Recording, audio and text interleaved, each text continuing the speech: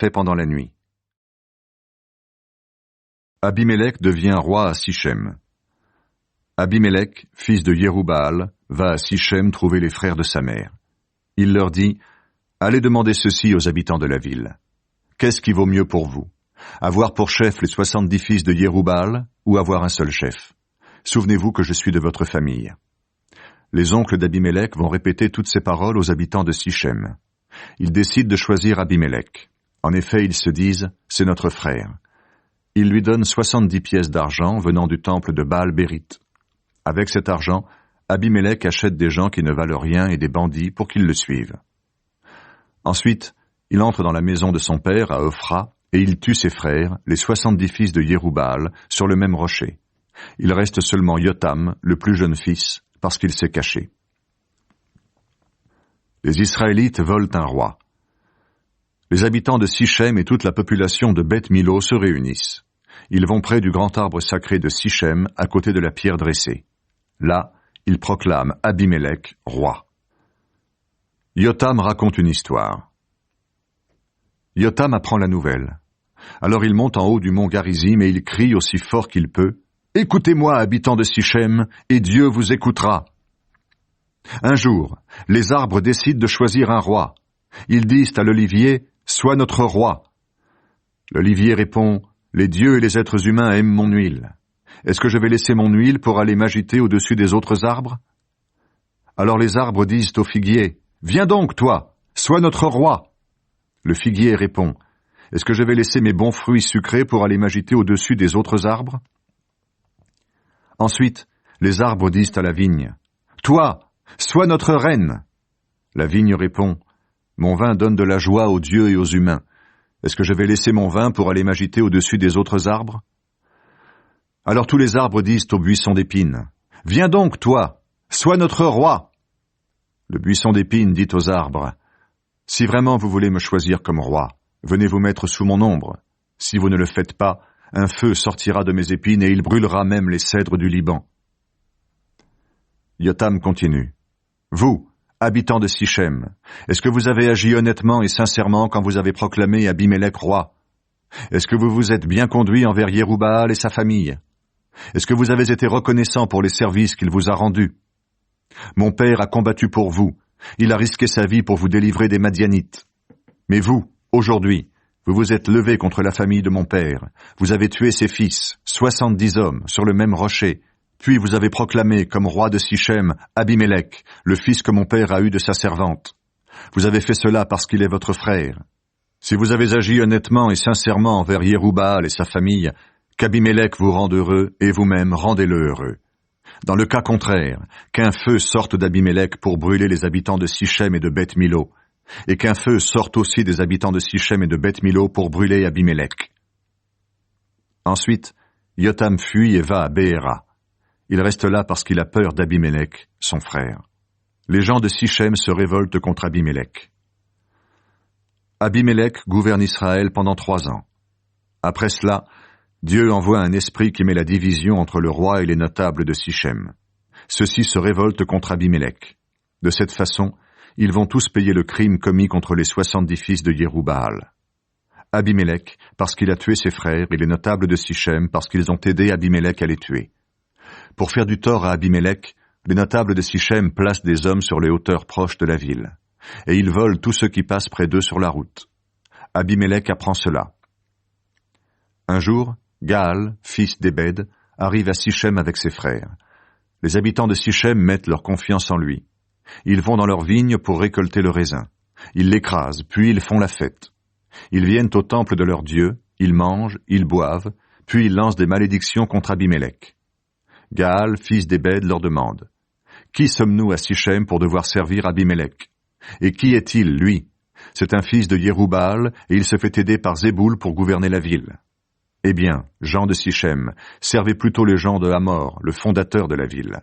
Pourquoi devons-nous être les serviteurs d'Abimélec? Moi, je voudrais bien diriger les gens de Sichem. Alors je chasserai Abimélec. Puis Gaal dit, Abimélec, augmente ton armée et viens faire la guerre. Zéboul, le gouverneur de Sichem, apprend ce que Gaal, fils d'Ébed, a dit, et il se met en colère. Il envoie en secret des messagers à Abimélec pour lui dire « Gaal, fils d'Ébed, et ses frères viennent d'arriver à Sichem, et ils sont en train de soulever la ville contre toi. Cette nuit, toi et tes hommes, vous devez aller vous cacher dans la campagne. Demain matin, au lever du soleil, tu viendras attaquer la ville.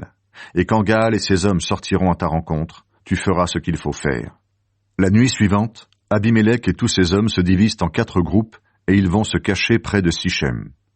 Quand Gaal sort de la ville et se tient près de la porte, Abimélec et son groupe sortent de leur cachette.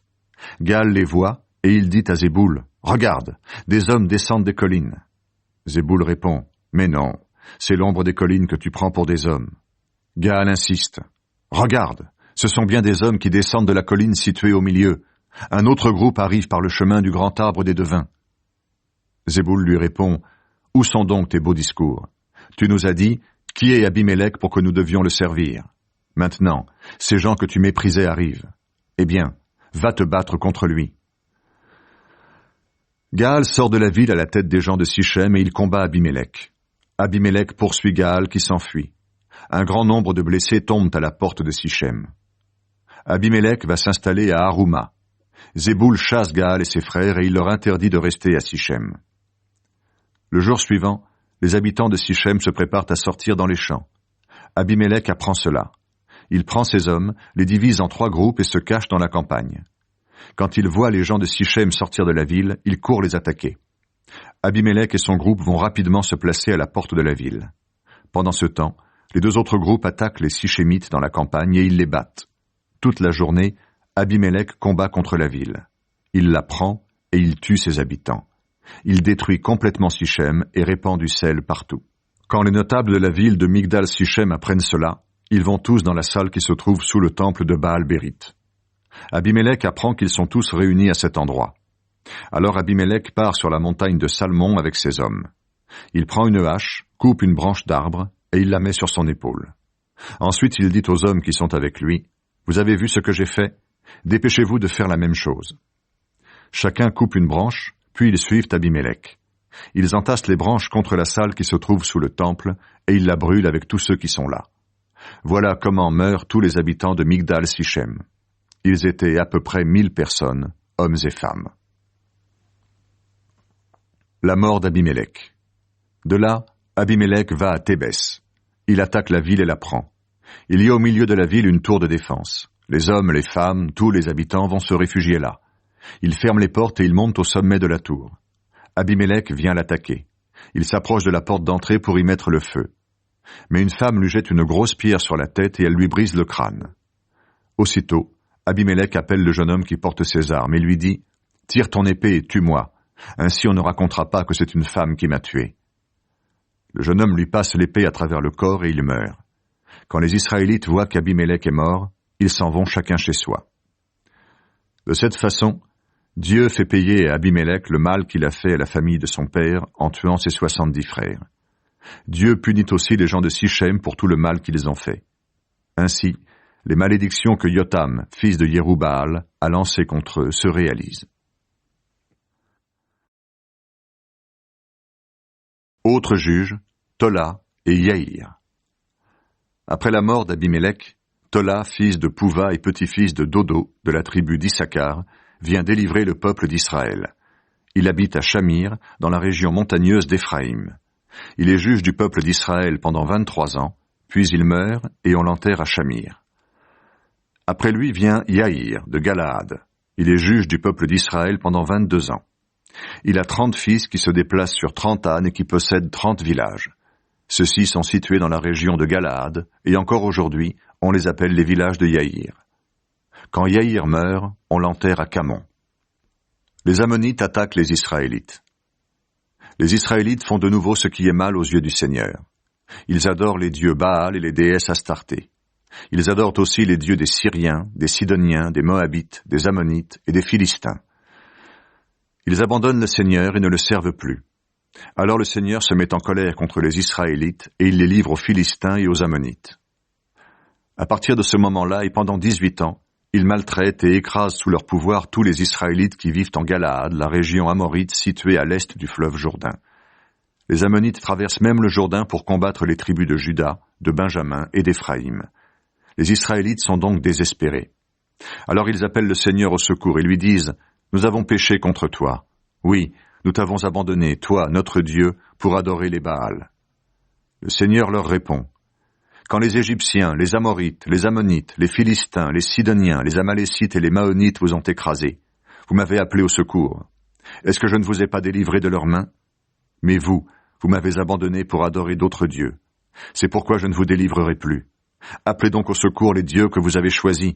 C'est à eux de vous sauver quand vous êtes dans le malheur. » Les Israélites disent au Seigneur, « Nous avons péché, fais-nous ce qui te semble bon, mais au moins, délivre-nous encore aujourd'hui. » Ensuite, ils se débarrassent des dieux étrangers et ils servent de nouveau le Seigneur. Et le Seigneur ne peut pas supporter plus longtemps la souffrance des Israélites. Les Ammonites se rassemblent et ils dressent leur tente dans la région de Galaad. Les Israélites se rassemblent et ils dressent leur tente à Mispa. Alors le peuple et les chefs des tribus de la région de Galaad se disent entre eux, « Quel est celui qui va attaquer les Ammonites le premier? Celui-là sera à la tête de tous les habitants de Galaad. » Jephthé devient juge. Jephthé de Galaad est un combattant courageux.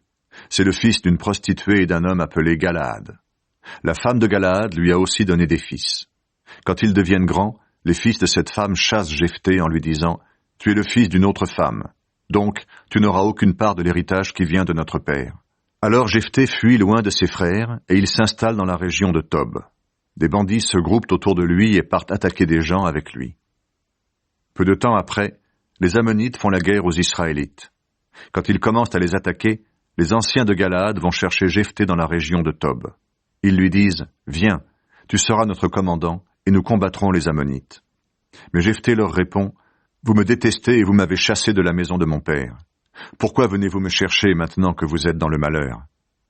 Les anciens lui répondent « Eh bien, nous revenons vers toi maintenant pour que tu viennes combattre les Ammonites avec nous. Nous voulons que tu sois notre chef et celui de tous les gens de Galaad. » Jephthé leur répond « Si vous me ramenez avec vous pour combattre les Ammonites, et si le Seigneur me donne la victoire, je serai votre chef. » Les anciens de Galaad disent à Jephthé, « Le Seigneur est notre témoin. Nous promettons de faire ce que tu dis. » Jephthé part donc avec les anciens de Galaad. Le peuple le prend pour chef et commandant. À Mispa, devant le Seigneur, Jephthé répète toutes les paroles de l'accord qu'il a passé avec les anciens. Jephthé discute avec les Ammonites. Jephthé envoie des messagers dire au roi des Ammonites, « Pourquoi viens-tu attaquer mon pays? Qu'est-ce que tu nous veux? » Le roi des Ammonites leur répond, « Quand les Israélites sont sortis d'Égypte, ils ont pris mon pays depuis la vallée de l'Arnon jusqu'au torrent du Yabok et jusqu'au fleuve Jourdain. Rends-nous maintenant ces régions et faisons la paix. » Jephthé envoie encore une fois des messagers au roi des Ammonites pour lui dire de sa part, « Non, les Israélites n'ont pas pris le pays des Moabites, ni le pays des Ammonites. En effet, quand ils ont quitté l'Égypte, ils ont marché dans le désert jusqu'à la mer des Roseaux. Puis ils sont arrivés à Kadès. De là, ils ont envoyé des messagers au roi d'Édom. Ils lui ont demandé l'autorisation de traverser son pays. Mais le roi d'Édom a refusé. Les Israélites ont fait la même demande au roi de Moab, qui a refusé également. Ils sont donc restés à Kadès. Ensuite, ils ont continué à marcher dans le désert. Ils sont passés autour des pays d'Édom et de Moab, et ils sont arrivés à l'est de Moab. Ils ont installé leur tente au-delà du torrent de l'Arnon, sans entrer dans le pays de Moab. En effet, l'Arnon sert de frontière à ce pays. De là, les Israélites ont envoyé des messagers à Sihon, le roi des Amorites qui gouvernait à Heshbon. Ils lui ont dit, « Laisse-nous traverser ton territoire pour aller dans le pays qui sera le nôtre. » Mais Sihon ne leur a pas donné cette autorisation. Il a rassemblé toute son armée, il a installé son camp à Yaas et les a attaqués. Le Seigneur, Dieu d'Israël, a livré Sihon et toute son armée aux Israélites, et ceux-ci ont remporté la victoire sur eux. Ensuite, les Israélites ont conquis tout le pays des Amorites, depuis la vallée de l'Arnon jusqu'au torrent du Yabok, et depuis le désert jusqu'au Jourdain. C'est le Seigneur, Dieu d'Israël, qui a chassé les Amorites devant nous, son peuple. Et maintenant, toi, tu veux nous chasser? Tu possèdes le pays que ton Dieu Kemosh t'a donné. Pourquoi est-ce que nous ne pouvons pas posséder ce que le Seigneur notre Dieu nous a donné? Est-ce que tu te crois plus fort que Balak, fils de Sippor, roi de Moab? Pourtant, lui n'a pas cherché querelle au peuple d'Israël et il ne l'a pas attaqué. Depuis 300 ans, les Israélites habitent à Heshbon, à Aroër et dans les environs. Ils sont aussi dans toutes les villes situées le long du torrent de l'Arnon. Vous n'avez pas repris ce pays pendant ce temps-là. Pourquoi donc? Pour moi, je ne t'ai fait aucun mal, et c'est toi qui agis mal avec moi en me faisant la guerre. Que le Seigneur, le juge des êtres humains, rende aujourd'hui son jugement entre les Israélites et les Ammonites. Mais le roi des Ammonites n'écoute pas les paroles que Jephthé lui adresse. La fille de Jephthé est offerte en sacrifice. L'Esprit du Seigneur saisit Jephthé. Celui-ci traverse la région de Galaad, puis celle de Manassé. Ensuite il va à Mispé en Galaad, et de là, il se rend dans la région des Ammonites. Voici la promesse qu'il fait au Seigneur. Si vraiment tu me livres les Ammonites, la première personne qui sortira de ma maison à ma rencontre sera à toi. Quand je reviendrai de chez les Ammonites, après la victoire, je t'offrirai cette personne en sacrifice complet. Jephthé passe la frontière des Ammonites pour leur faire la guerre, et le Seigneur livre les Ammonites en son pouvoir. Jephthé prend 20 villes situées entre Aroër et les environs de Minite, et il bat les Ammonites jusqu'à Abel-Kéramim. C'est une très grande défaite pour eux. Ensuite, ils sont sous le pouvoir des Israélites. Quand Jephthé revient chez lui à Mispa, c'est sa fille qui vient à sa rencontre. Elle danse au son du tambourin. Elle est sa seule fille, et il n'a pas d'autre enfant. Dès que Jephthé la voit, il déchire ses vêtements, car il est désespéré. Il dit, « Ah, ma fille, à cause de toi, je suis désespéré. C'est toi qui fais mon malheur. J'ai fait une promesse folle au Seigneur, et je ne peux pas revenir en arrière. » Sa fille lui répond, « Même si tu as fait une promesse folle au Seigneur, agis envers moi comme tu l'as promis. En effet, le Seigneur a permis que tu te venges de tes ennemis, les Ammonites. » Puis elle dit à son père, « Donne-moi une seule autorisation. Laisse-moi libre pendant 2 mois. J'irai sur les collines avec mes amis. Là, je pleurerai parce que je vais mourir avant d'être marié. » Jephthé lui donne l'autorisation de partir pendant 2 mois. Elle va sur les collines avec ses amis. Là, elle pleure parce qu'elle va mourir avant d'être mariée. À la fin des 2 mois, elle revient chez son père. Et celui-ci agit envers elle comme il l'a promis. Or, elle n'avait pas vécu avec un homme. Depuis ce temps-là, il y a une coutume en Israël. Chaque année, les femmes d'Israël vont pleurer pendant 4 jours sur la fille de Jephthé de la région de Galaad. Guerre entre Jephthé et les gens d'Éphraïm. Les hommes d'Éphraïm se rassemblent. Ils traversent le fleuve Jourdain et vont à Saphon. Ils disent à Jephthé, « Tu es allé combattre les Ammonites sans nous appeler. Pourquoi donc? Nous allons brûler ta maison et toi avec elle. » Jephthé leur répond, « Mon peuple et moi, nous avons eu de graves difficultés avec les Ammonites. Je vous ai appelé, mais vous n'êtes pas venus à mon secours. Quand j'ai vu que vous ne veniez pas me délivrer, j'ai risqué ma vie. Je suis allé attaquer les Ammonites, et le Seigneur les a livrés en mon pouvoir. Et maintenant vous venez me faire la guerre? Pourquoi donc? » Jephthé rassemble tous les hommes de Galaad. Il attaque les Éphraïmites et il est victorieux. En effet, les gens de la tribu d'Éphraïm ont dit, « Vous, les gens de Galaad, vous êtes seulement des fuyards d'Éphraïm. Vous avez abandonné notre tribu pour passer dans celle de Manassé. » Ensuite, les hommes de Galaad occupent les points de passage sur le Jourdain pour couper la route aux gens d'Éphraïm. Chaque fois qu'un homme en fuite dit « Je veux passer », les gens de Galaad lui demandent « Est-ce que tu es de la tribu d'Éphraïm » S'il répond non, ils lui disent « Eh bien, dis Shiboleth ». L'homme dit Siboleth, parce qu'il n'arrive pas à bien prononcer ce mot. Alors les hommes de Galaad le prennent et ils le font mourir près des points de passage du Jourdain. À ce moment-là, 42 000 hommes d'Éphraïm sont tués. Jephthé, homme de Galaad, a été juge du peuple d'Israël pendant 6 ans. Puis il meurt et on l'enterre dans une des villes de Galaad. Autres juges, Ibsan, Élon et Abdon. Après Jephthé, Ibsan de Bethléem devient juge du peuple d'Israël. Il a 30 fils et 30 filles. Il donne ses filles en mariage en dehors de sa tribu. Pour ses fils, il fait venir des femmes d'autres tribus.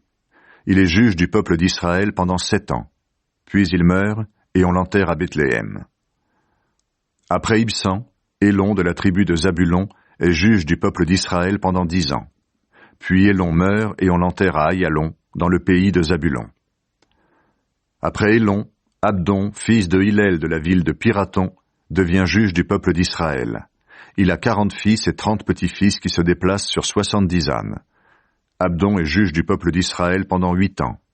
Ensuite il meurt et on l'enterre à Pirathon, dans le pays d'Éphraïm, sur la montagne des Amalécites. La naissance de Samson.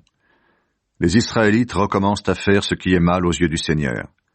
Et le Seigneur les livre aux Philistins pendant 40 ans. À Sora, il y a un homme d'un clan de la tribu de Dan. Il s'appelle Manoah. Sa femme n'a pas d'enfant, et elle ne peut pas en avoir. L'ange du Seigneur se montre à la femme de Manoah et lui dit, « Je sais que tu n'as pas d'enfant, parce que tu ne peux pas en avoir. Pourtant, tu vas être enceinte et tu mettras au monde un fils. À partir de maintenant, ne bois plus de vin ni d'autre alcool. Ne mange aucune nourriture impure, parce que tu vas être enceinte. Tu vas mettre au monde un fils. On ne lui coupera pas les cheveux. En effet, il sera consacré à Dieu dès avant sa naissance. C'est lui qui commencera à délivrer les Israélites du pouvoir des Philistins. » La femme rentre chez elle et dit à son mari, « Un homme de Dieu s'est présenté à moi. Il ressemblait à un ange de Dieu. En effet, il était impressionnant à voir. Je ne lui ai pas demandé d'où il venait, et il ne m'a pas dit son nom. Il m'a dit, « Tu vas être enceinte, tu mettras au monde un fils. À partir de maintenant, ne bois plus de vin ni d'autre alcool.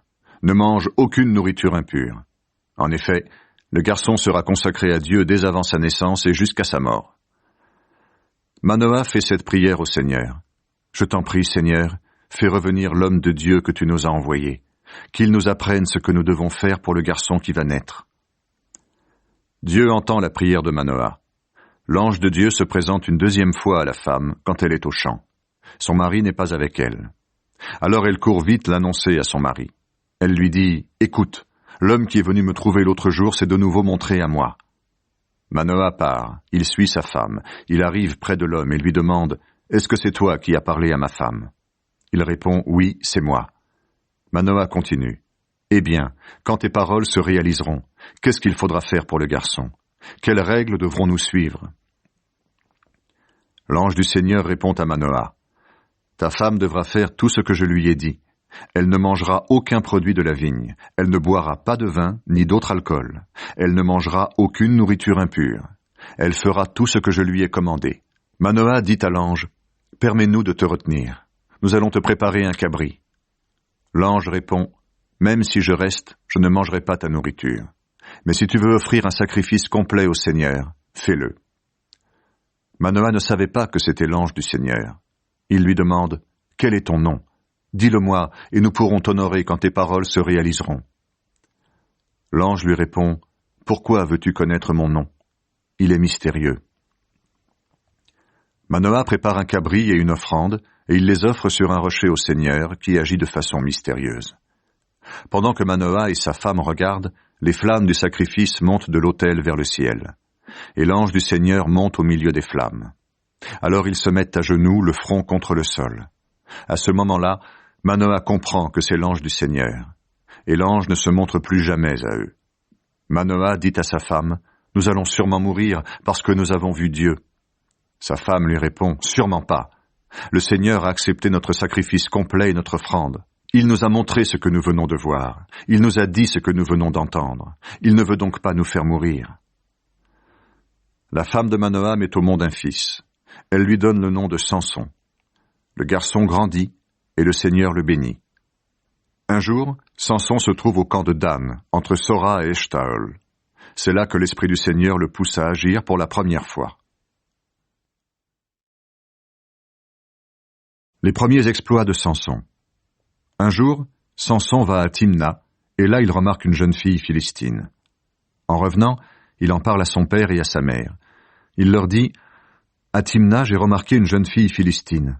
Demandez-la en mariage pour moi. » Ses parents lui disent, « Est-ce qu'il n'y a pas de jeune fille dans ton clan ou dans notre peuple?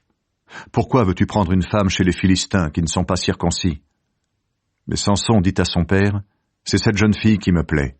Demande-la en mariage pour moi. » Les parents de Samson ne le savent pas, mais c'est le Seigneur qui inspire ce désir à leur fils. Le Seigneur cherche une occasion pour que la guerre éclate avec les Philistins. En effet, à cette époque-là, les Philistins dominent les Israélites. Samson et ses parents vont à Timna. Quand ils arrivent près des vignes de cet endroit, un jeune lion saute en rugissant sur Samson. Alors l'Esprit du Seigneur saisit Samson, et avec ses seules mains, Samson déchire le lion comme on déchire un cabri. Mais il ne raconte pas à ses parents ce qu'il vient de faire. Il continue son chemin et va parler avec la jeune fille philistine. Elle lui plaît beaucoup. Quelques jours plus tard, il revient à Timna afin de la prendre pour femme. Il fait un détour pour voir le lion mort. Dans le corps de l'animal, il trouve un essaim d'abeilles et du miel. Il prend le miel dans ses mains et le mange en continuant son chemin. Ensuite, quand il retrouve ses parents, il leur donne du miel à manger. Mais il ne leur dit pas qu'il l'a pris dans le corps d'un lion mort. Samson présente une devinette aux Philistins. Le père de Samson va chez la femme philistine. Là, Samson offre un grand repas de mariage, comme les jeunes gens ont l'habitude de le faire. Quand les Philistins le voient, ils choisissent 30 jeunes gens pour rester avec lui. Samson leur dit, « Je vais vous présenter une devinette. Je vous donnerai 30 vêtements de fête et 30 autres vêtements. Mais pour les avoir, il faut comprendre la devinette et me l'expliquer avant le 7e jour du repas de mariage. Si vous ne pouvez pas me donner la réponse, c'est vous qui me donnerez 30 vêtements de fête et 30 autres vêtements. » Les Philistins disent à Samson, « Présente ta devinette, nous écoutons. » Il leur dit, « Ce qui se mange est sorti de celui qui mange. Ce qui est doux est sorti de celui qui est fort. Qu'est-ce que c'est ?»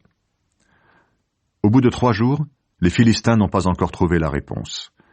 Le 7e jour, ils disent à la femme de Samson, « Parle gentiment à ton mari pour qu'il nous explique la devinette, sinon nous te brûlerons avec toute ta famille. Est-ce que c'est pour prendre toutes nos affaires que vous nous avez invités ?» La femme de Samson se met à pleurer tout contre lui en disant, « Tu ne m'aimes pas, tu me détestes, tu présentes une devinette à mes frères et tu ne me l'as même pas expliquée. » Samson répond, « Je ne l'ai expliquée à personne, ni à mon père, ni à ma mère. Est-ce que je vais te l'expliquer à toi ?» La femme de Samson pleure tout contre lui pendant les 7 jours du repas de mariage. Le 7e jour, Samson lui explique la devinette parce qu'elle le fatigue de ses larmes. Ensuite, elle donne la réponse à ses frères philistins. Le 7e jour, avant le coucher du soleil, les hommes de la ville viennent dire à Samson, « Qu'est-ce qui est plus doux que le miel? Qu'est-ce qui est plus fort qu'un lion ?» Il leur répond, « Si vous n'aviez pas labouré avec ma vache, vous n'auriez pas trouvé la réponse. » Alors l'Esprit du Seigneur saisit Samson, qui va à Ascalon. Il tue 30 hommes, prend leurs vêtements, et il les donne comme habits de fête à ceux qui ont trouvé la réponse de la devinette. Fou de colère, il retourne chez son père. On donne sa femme à celui des jeunes gens que Samson avait pour garçon d'honneur. Samson se venge des Philistins.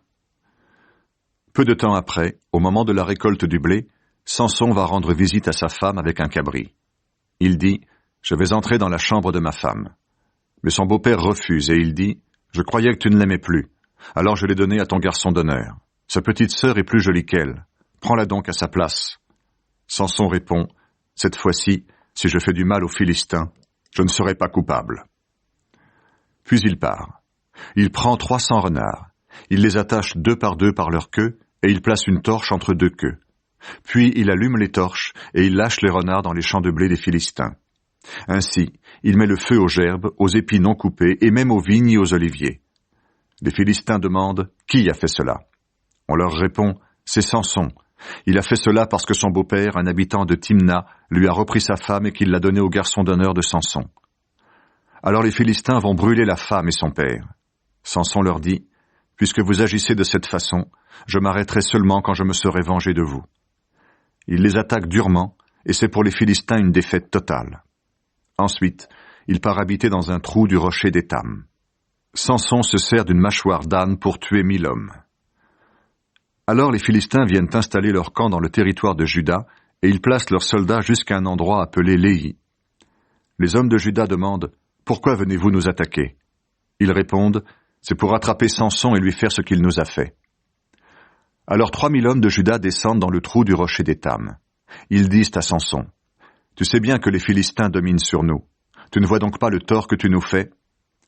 Samson répond, « Je les traite comme ils m'ont traité. » Il continue, « Nous sommes venus ici pour t'attraper et te livrer aux Philistins. » Samson leur dit, « Jurez-moi que vous ne me tuerez pas. » Ils lui répondent, « Non, nous voulons seulement t'attacher et te livrer à eux, mais nous ne te ferons pas mourir. » Ils attachent Samson avec 2 cordes neuves et ils le remontent du rocher. Quand il arrive à Léhi, les Philistins viennent à sa rencontre en poussant des cris de joie. Alors l'Esprit du Seigneur saisit Samson.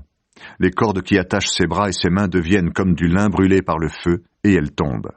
Ensuite, Samson trouve la mâchoire d'un âne qu'on vient de tuer. Il la ramasse et s'en sert pour tuer 1000 hommes.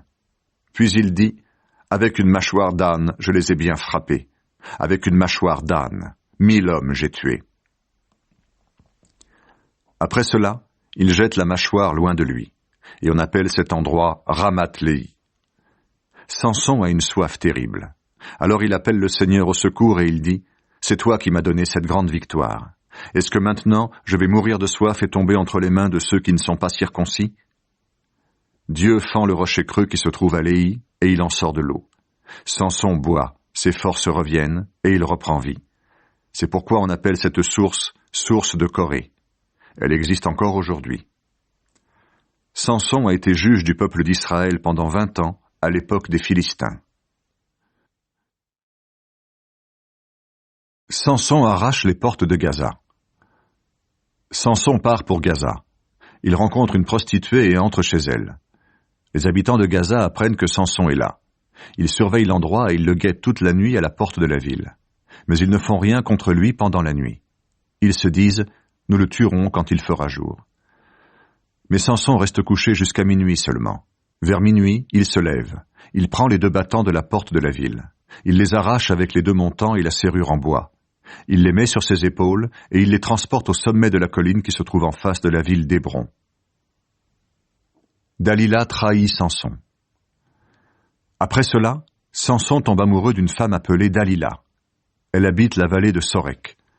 Les chefs philistins viennent dire à Dalila, « Parle gentiment à Samson, cherche à savoir pourquoi il est si fort et comment le dominer.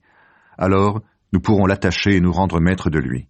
Chacun de nous te donnera 1100 pièces d'argent. » Dalila demande à Samson, « S'il te plaît, dis-moi pourquoi tu es si fort. Avec quoi est-ce qu'il faut t'attacher pour se rendre maître de toi ?» Samson répond, « Si on m'attache avec 7 cordes d'arc neuves qui ne sont pas encore sèches, je deviendrai aussi faible que n'importe qui. » Les chefs philistins apportent à Dalila 7 cordes d'arc neuves qui ne sont pas encore sèches. Elle les prend pour attacher Samson. Elle a caché des Philistins dans la maison. Tout à coup, elle se met à crier, « Samson, les Philistins viennent t'attaquer !» Samson casse les cordes comme si c'était de la ficelle rongée par le feu. Ainsi, personne ne découvre pourquoi il est fort. Dalila dit à Samson, « Tu t'es moqué de moi, tu m'as raconté des mensonges. Maintenant, s'il te plaît, dis-moi avec quoi il faut t'attacher. » Il lui répond, « Si on m'attache avec des cordes neuves qui n'ont pas encore servi, je deviendrai aussi faible que n'importe qui. » Alors Dalila prend des cordes neuves et elle les utilise pour attacher Samson. Des Philistins sont de nouveau cachés dans la maison. Elle se met à crier, « Samson, les Philistins viennent t'attaquer !» Mais Samson casse les cordes qui lui attachent les bras comme si c'était du fil. Dalila dit à Samson, « Jusqu'à maintenant, tu t'es moqué de moi et tu m'as raconté des mensonges. Dis-moi avec quoi il faut t'attacher. »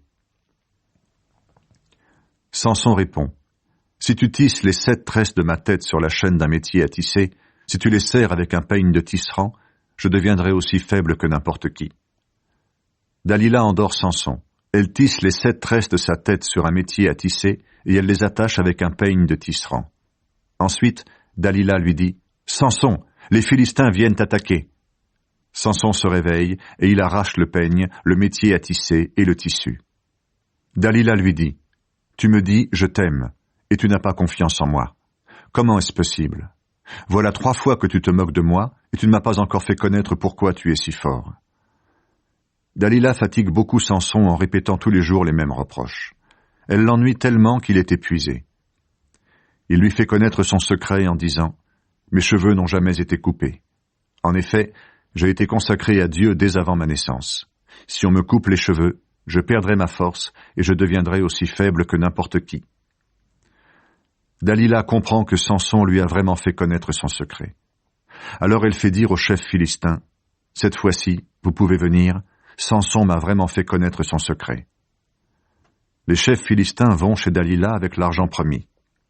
Dalila endort Samson sur ses genoux. Elle appelle un homme qui coupe ses 7 tresses. À partir de ce moment, elle le tient en son pouvoir, car sa force s'est retirée de lui.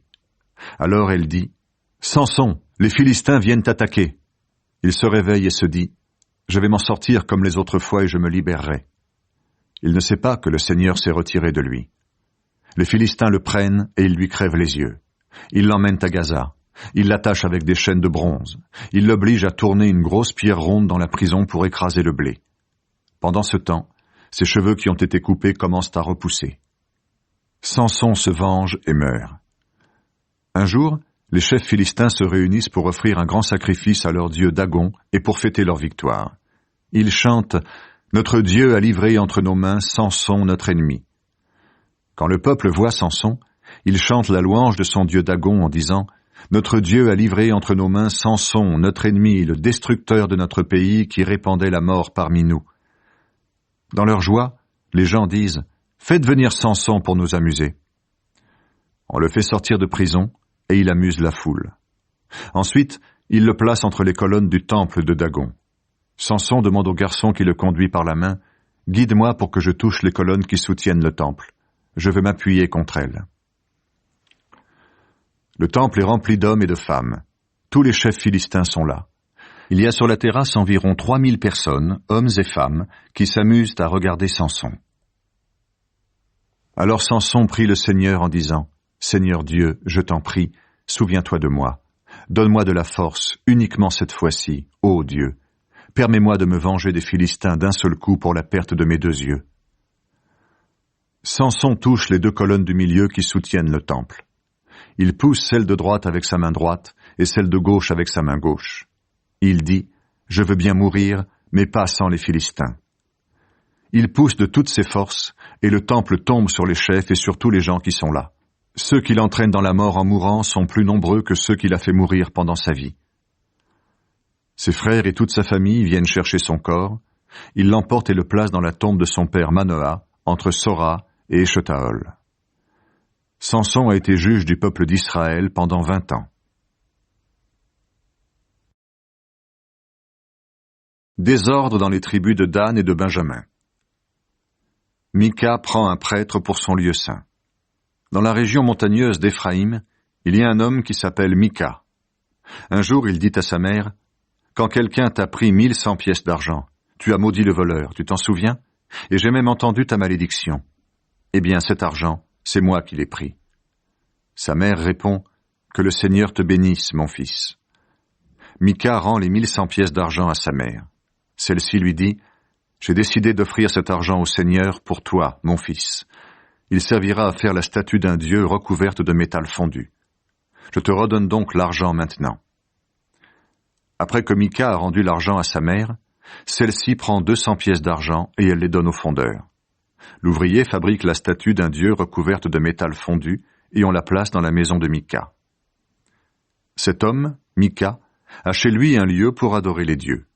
Il fait fabriquer une autre statue de Dieu et des petites statues sacrées. Puis, il établit un de ses fils comme prêtre à son service. À cette époque, il n'y a pas de roi en Israël. Chacun fait ce qui lui plaît. Un jeune Lévite habite à Bethléem, ville de la tribu de Juda, où il s'est installé. Il quitte Bethléem pour trouver un autre lieu où s'installer. En chemin, il arrive à la maison de Mika, dans la région montagneuse d'Éphraïm. Mika lui dit « D'où viens-tu » L'homme répond « Je suis un Lévite de Bethléem, en Juda. Je cherche un endroit où m'installer. » Mika lui dit « Reste chez moi et deviens le prêtre de ma famille. Je te donnerai 10 pièces d'argent par an, des vêtements et ta nourriture. » Le Lévite entre et il accepte de rester chez Mika. Celui-ci traite le jeune homme comme son fils. Mika l'établit comme prêtre à son service et il le loge chez lui. Mika se dit « Maintenant le Seigneur me fera du bien, j'en suis sûr, puisque j'ai un Lévite comme prêtre. » Les Danites emmènent le prêtre et les objets sacrés de Mika. À cette époque, il n'y a pas de roi en Israël. La tribu de Dan cherche alors une région où habiter. En effet, contrairement aux autres tribus israélites, elle n'en possède pas encore. Les Danites choisissent donc 5 hommes de leur clan, des combattants de chez eux. Ils les envoient depuis Sora et Échetaol pour qu'ils cherchent à connaître le pays, et ils leur donnent cet ordre, « Allez vous renseigner sur le pays. » Les 5 hommes arrivent près de la maison de Mika, dans la région montagneuse d'Éphraïm, et ils y passent la nuit. Pendant qu'ils sont là, ils entendent le jeune Lévite parler, et ils reconnaissent son accent. Alors ils vont lui dire, « Qui t'a demandé de venir à cet endroit? Qu'est-ce que tu fais là? Qu'est-ce qui te retient ici ?» Il répond, « Mika m'a pris à son service, il me paie pour que je sois son prêtre. » Ils lui disent, « Eh bien, consulte Dieu. Nous voulons savoir ceci. Est-ce que le voyage que nous faisons va réussir ?» Le prêtre leur répond, « Soyez tranquilles, le voyage que vous faites est sous le regard du Seigneur. » Les 5 hommes s'en vont, et ils arrivent à Laïch. Ils trouvent là des gens confiants qui vivent de la même façon que les gens de Sidon, dans la tranquillité et la sécurité. Personne n'a rien à reprocher à celui qui gouverne cette région. Les habitants de Laïch sont loin des Sidoniens et ils ne dépendent de personne. Les 5 hommes reviennent auprès des Danites, à Sora et Eshtaol. Leurs frères leur demandent ce qu'ils ont découvert. Ils répondent, « Venez, allons attaquer les habitants de Laïch. Nous avons vu leur région, elle est excellente. Ne restez pas là sans rien faire. Dépêchez-vous de partir pour prendre possession de cette région. Quand vous arriverez, vous trouverez un peuple qui se sent en sécurité. La région est très étendue. Dieu vous la livrera, et là, aucun des biens de la terre ne manque. » Alors 600 hommes de la tribu de Dan, armés pour le combat, quittent Sora et Eshtaol. Ils vont établir leur camp à l'ouest de Kiryat-Yearim, dans le territoire de Juda. C'est pourquoi encore aujourd'hui, on appelle cet endroit Mahané-Dan. De là, ils vont dans la région montagneuse d'Éphraïm, et ils arrivent près de la maison de Mika. Les 5 hommes qui ont cherché à connaître la région de Laïch disent à leurs camarades, « Est-ce que vous savez que dans une de ces maisons, il y a la statue d'un dieu et d'autres petites statues sacrées, avec un dieu recouvert de métal fondu? Maintenant, prenez une décision. » Ensuite, les 5 hommes vont vers la maison de Mika. Ils entrent là où le jeune Lévite habite.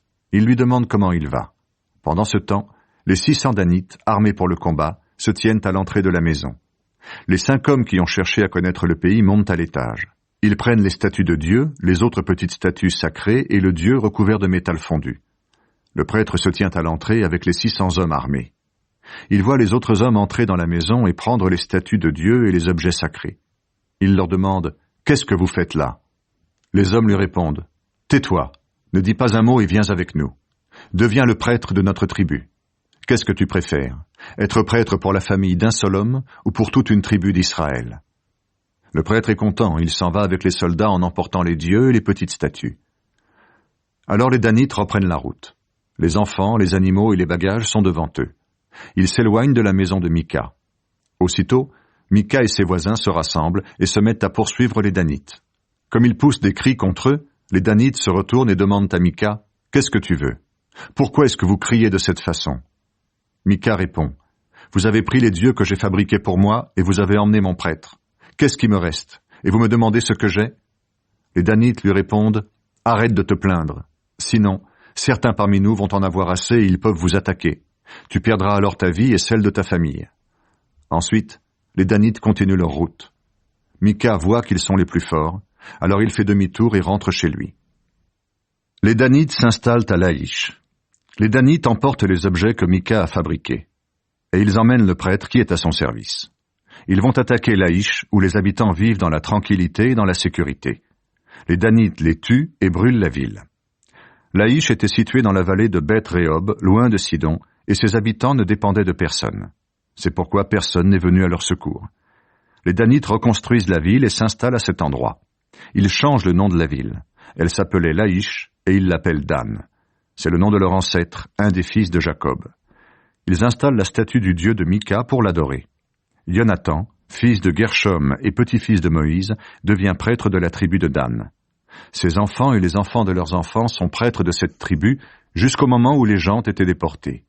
Ils gardent la statue du dieu de Mika pendant tout le temps que la maison